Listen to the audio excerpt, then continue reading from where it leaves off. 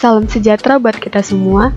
Saya Rizka Bertomarpong dengan NIM 72035200013 dari kelas akuntansi B 2020. Saya akan memaparkan mengenai akuntansi pengungkapan laporan keuangan dan analisis rasio. Adapun topik yang akan dibahas pada video kali ini yaitu pengungkapan laporan keuangan dan analisis rasio. Adapun subtopik dari pengungkapan laporan keuangan yaitu yang pertama, pengertian pengungkapan laporan keuangan, yang kedua, pengertian pengungkapan laporan keuangan menurut para ahli, yang ketiga, konsep pengungkapan keuangan, yang keempat, fungsi dan tujuan pengungkapan laporan keuangan, yang kelima, kendala pengungkapan laporan keuangan, yang keenam, ruang lingkup pengungkapan laporan keuangan, dan yang ketujuh, metode pengungkapan laporan keuangan. Dan pada analisis rasio, adapun subtopik yang akan dibahas yang pertama, pengertian analisis rasio, yang kedua, jenis-jenis rasio keuangan, yang ketiga, tujuan dari adanya analisis rasio dalam sebuah perusahaan.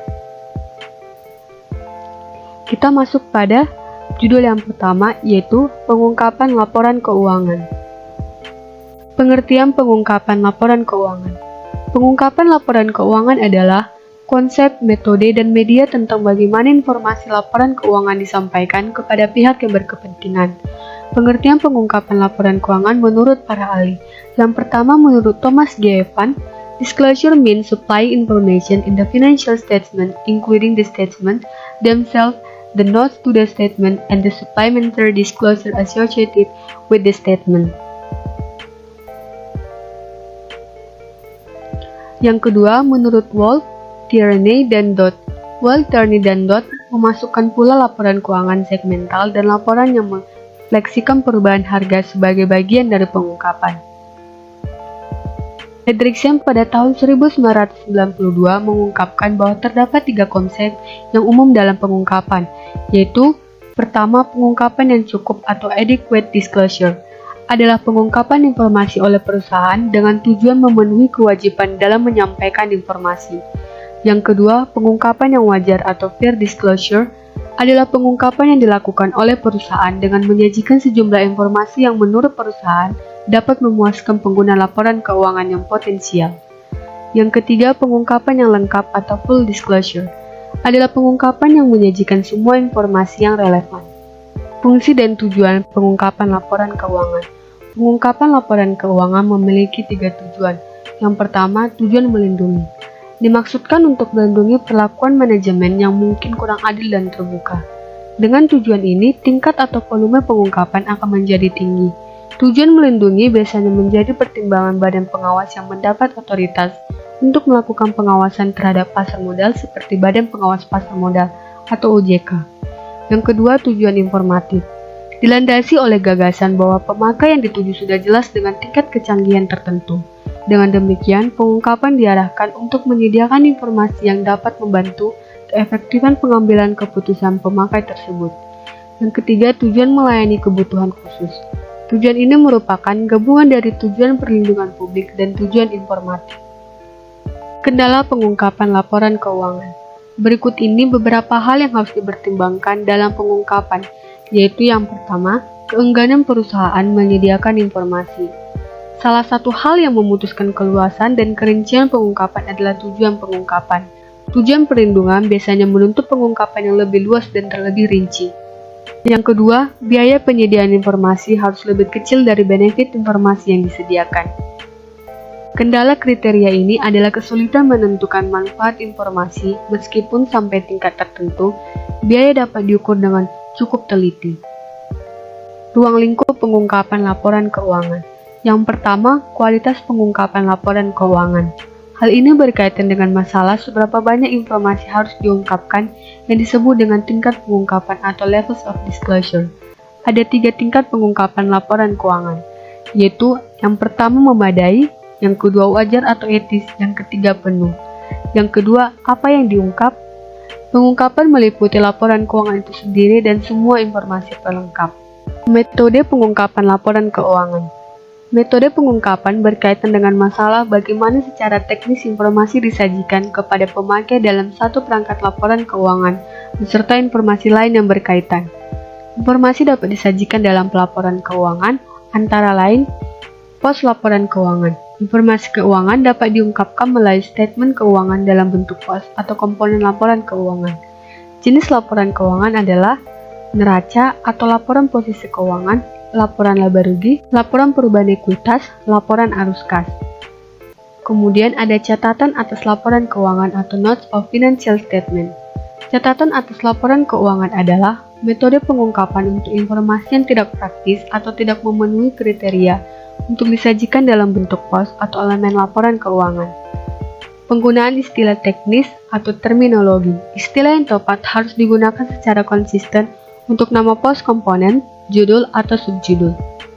Kemudian ada penjelasan dalam kurung. Pengungkapan dalam bentuk tanda kurung lebih merupakan konvensi daripada sebagian ketentuan standar akuntansi. Berikut ini adalah beberapa contoh pengungkapan dengan cara ini. Ada persediaan barang di sebelah debit, ada piutang wesel di sebelah kredit. Kemudian ada lampiran, rincian laporan tambahan, daftar rincian serta semacamnya dapat disajikan sebagai lampiran atau disajikan dalam bagian lain yang terpisah dengan statement utama. Sebagai contoh, ada rincian penjualan produk, rincian piutang usaha, dan rincian aset tetap atas dasar jenisnya. Kemudian ada penjelasan auditor dalam laporan auditor. Pengungkapan auditor yang dianggap penting dan bermanfaat adalah pengungkapan informasi yang berkaitan. Dan yang terakhir ada komunikasi manajemen dalam bentuk surat atau pernyataan resmi. Manajemen dapat menyampaikan informasi kualitatif atau non-finansial yang dirasa penting untuk diketahui user laporan keuangan melalui berbagai cara. Kemudian kita masuk ke pembahasan berikutnya, yaitu mengenai analisis rasio. Pengertian analisis rasio. Analisis rasio adalah suatu angka yang dibandingkan dengan angka lain sebagai suatu hubungan. Menurut Jonathan Golin, berpendapat bahwa rasio adalah suatu angka digambarkan dalam suatu pola yang dibandingkan dengan pola lainnya, serta dinyatakan dalam persentase. Sedangkan keuangan adalah sesuatu yang berhubungan dengan akuntansi seperti pengelolaan keuangan dan laporan keuangan. Analisis rasio keuangan atau financial ratio adalah suatu alat analisis yang digunakan oleh perusahaan untuk menilai kinerja keuangan berdasarkan data perbandingan masing-masing pos yang terdapat di laporan keuangan seperti laporan neraca, laporan rugi laba, dan arus kas dalam periode tertentu. Jenis-jenis rasio keuangan. Yang pertama ada rasio likuiditas atau liquidity ratio. Adalah rasio yang mengukur kemampuan likuiditas jangka pendek suatu perusahaan dengan melihat aktiva lancar perusahaan relatif terhadap hutang lancarnya. Dalam rasio likuiditas, analisis dapat dilakukan dengan menggunakan rasio sebagai berikut. Yang pertama, rasio lancar atau current ratio. Arti rasio ini adalah untuk mengukur kemampuan perusahaan dalam membayar kewajiban jangka pendek atau utang yang akan segera jatuh tempo dengan aktiva lancar yang tersedia. Yang kedua ada rasio tepat atau quick ratio atau exit test ratio. Rasio ini adalah yang menunjukkan kemampuan perusahaan dalam membayar kewajiban atau utang lancar dengan aktiva lancar tanpa memperhitungkan nilai persediaan. Yang ketiga ada cash ratio, yaitu membandingkan antara kas dan aktiva lancar yang bisa segera menjadi uang kas dengan hutang lancar. Yang kedua ada rasio aktivitas atau activity ratio, adalah untuk melihat pada beberapa aset kemudian menentukan berapa tingkat aktivitas aktiva tersebut pada tingkat kegiatan tertentu. Pembagiannya ada yang pertama, perputaran piutang. Merupakan cara mengukur berapa kali secara rata-rata piutang yang dikumpulkan dalam satu tahun. Yang kedua, perputaran persediaan, menggambarkan likuiditas perusahaan, yaitu dengan cara mengukur efisiensi perusahaan dalam mengelola dan menjual persediaan yang dimiliki oleh perusahaan. Yang ketiga, perputaran aktiva tetap, merupakan cara mengukur sejauh mana kemampuan perusahaan menghasilkan penjualan berdasarkan aktiva tetap yang dimiliki perusahaan. Dan yang keempat, perputaran total aktiva, merupakan rasio yang menghitung keaktivitasan penggunaan total aktiva. Yang ketiga ada rasio solvabilitas atau solvability ratio. Pengertian tujuan dari analisis rasio keuangan solvabilitas ini adalah menunjukkan tingkat keefektivitasan pengguna aktiva atau kekayaan perusahaan kepada Anda. Rasio keuangan yang digunakan adalah yang pertama rasio utang terhadap aktiva atau total debt to asset ratio. adalah mengukur seberapa besar aktiva perusahaan dibiayai oleh hutang atau seberapa besar hutang perusahaan berpengaruh terhadap pengelolaan aktiva. Yang kedua, ekuitas atau total debt to equity ratio.